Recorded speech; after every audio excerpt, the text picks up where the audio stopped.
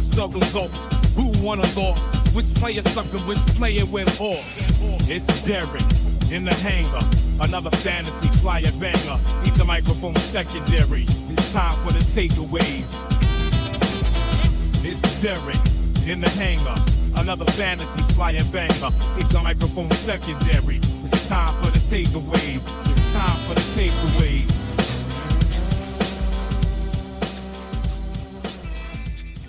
All right, we are back. It's Derek from the Fantasy Flyer. We are here with the takeaways. It is episode 1, following week 1 of this show. It's just going to be a quick little snippet, 5 points that I've noticed. We're going to talk about it in a fantasy and football context. So let's jump right in.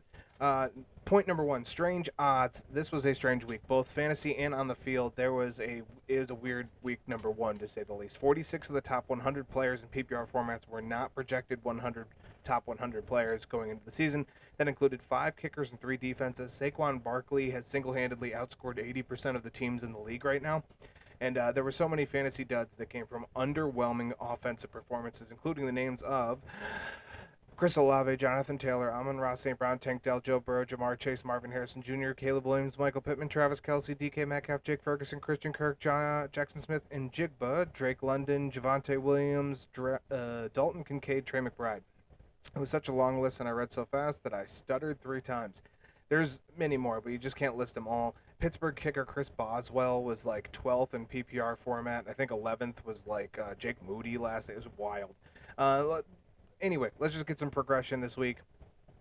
However, unfortunately, or should I say fortunately, for a lot of the fantasy, I don't know how you would word that actually, I'm not sure, but people had to score, so that moves on to my second point, and it's what we have to do. It's balancing the waiver wire. Some big names came out of nowhere and beat those point projections like we were talking about, including the names of Jameson Williams, J.K. Dobbins, Isaiah Likely, Alec Pierce, Rashid Shaheed, Foster Moreau, Zach Charbonnet, Devon Vale, Greg Dortch, and Mac Hollins. Many teams breaking in the new offenses, spreading the ball, flexing to see what changes can be made, really allowing for the jumbling of the fantasy contributors. My fantasy advice for simple redraft leagues: do not panic. Don't, unless there's a major injury a la Jordan Love or Puka Nacua, or if you have no depth out of the draft, like 14, 16 team leagues, it's probably not best to hit the waiver wire hard just yet. I don't strap myself down the road to improve a position that I probably don't need now. All the names that I just mentioned above, the Marvin Harrison Jr.'s, the Javonte Williams, the Caleb Williams, all of those players, the Amon-Ra St. Brown, the Tank Dell, they will bounce back. Let's not pretend they're doomed. My bar on changing my strategy at a position is no earlier than week 4, and I don't hit the waiver wire until probably week 3. Number 3 is Rookie Watch, and that means that the rookies were out to play this week. It is a lot of debuts for some. Some showed underlying potential on the field, some showed more potential off the field, and some disappointed. Of note, Jaden Daniels had 2 rushing touchdowns on 88 rush yards and a crushing loss to the Bucs. The Bucs themselves gave rookie Jalen McMillan 83% of the snaps, which led all of their wide receivers. Xavier Worthy saw 63% of snaps in place of Hollywood Brown for the Chiefs, and the Chiefs snuck out a win over the Ravens on Thursday night. Brian Thomas Jr. jumped out to a hot start with Jacksonville, had a boatload of yards and a touchdown. Adonai Mitchell saw 5 targets in his wide receiver 2 role and his debut in Indianapolis, which doesn't sound like a lot of targets, except when you realize that Anthony Richardson only threw the ball about 20 times, and then it's solid. Brock Bowers had 6 catches for 58 yards in his debut with the Raiders. Keon Coleman had 51 yards for Buffalo as they just spread the ball around from Josh Allen. And rookie tight end Theo Johnson out of the Giants, although bad offense, he saw 87% of snaps in his debut, so it's noteworthy. However, it was not all sunny days in the land of fresh meat and rookie joy yet to be crushed by reality. Caleb Williams did get the win. Mostly the team did. His defense, really. He did not do a lot to help them. 93 yards passing, was sacked twice for 29 yards, one of them in the most horrible ways. That, of course, meant that Rome Odunze didn't have many catches. Rome Odunze also is week to week now with an injury. Marvin Harrison Jr., as I mentioned earlier, had 1 catch for 4 yards, only 3 targets. Trey Benson had only 3 carries. Malik Neighbors had an ineffective and unnoteworthy game behind the poor quarterback play for the New York Giants, and there were a plethora of new faces that were healthy scratches, albeit not completely abnormal for week 1 when you get to some of the names like Jalen Wright.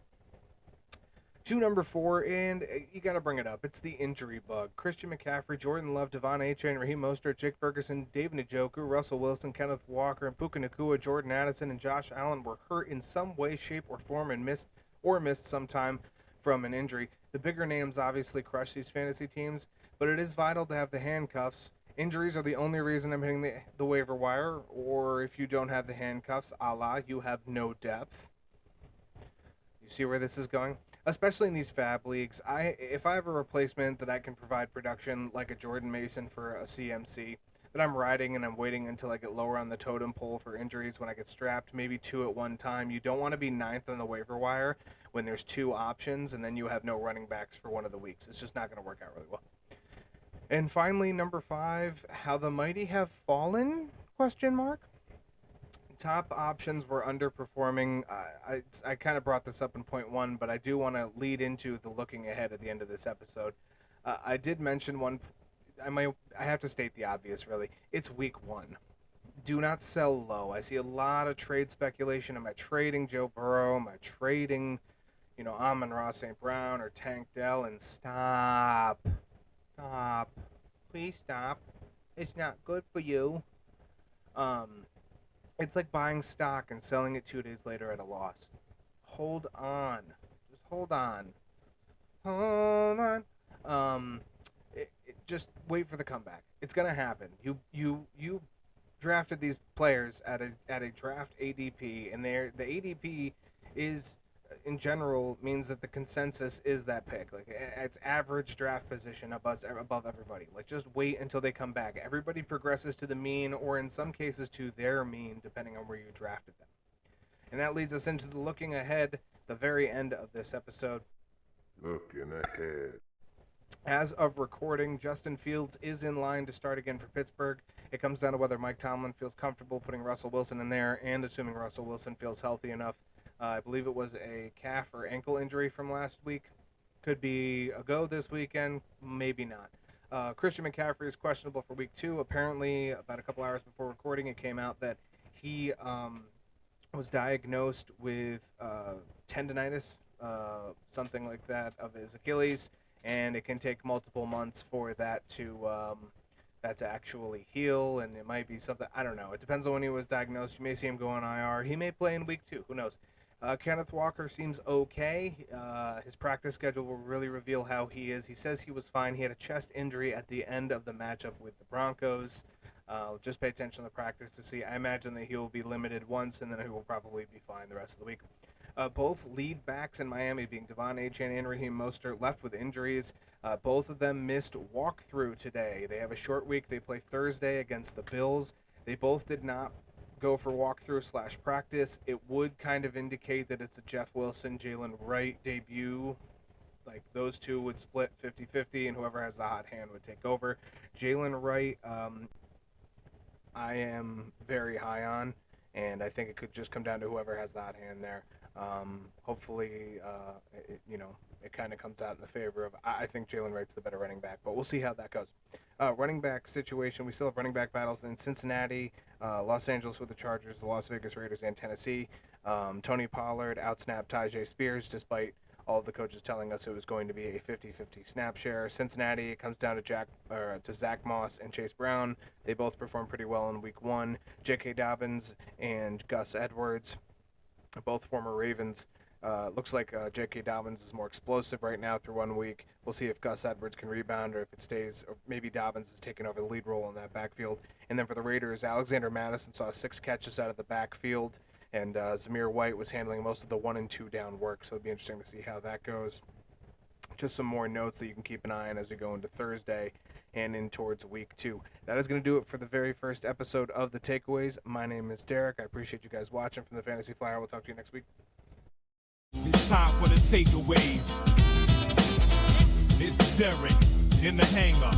Another fantasy flyer banger. It's a microphone secondary. It's time for the takeaways. It's time for the takeaways.